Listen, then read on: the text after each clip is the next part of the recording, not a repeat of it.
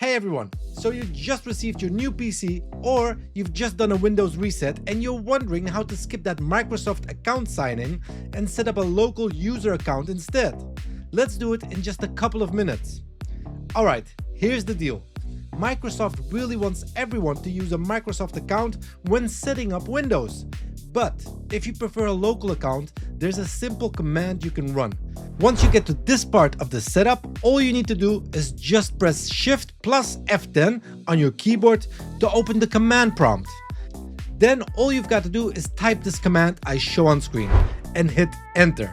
Now I want you to take the time to write it exactly as shown, and after you've typed it over, hit enter and voila! You'll now see the option to create a local account user instead.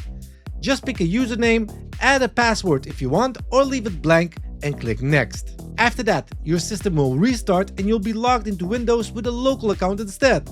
Super simple, and it still works like a charm. So if you want to avoid signing in with a Microsoft account, this is your quick 2-minute guide. Thank you for watching and I'll see you in the next one.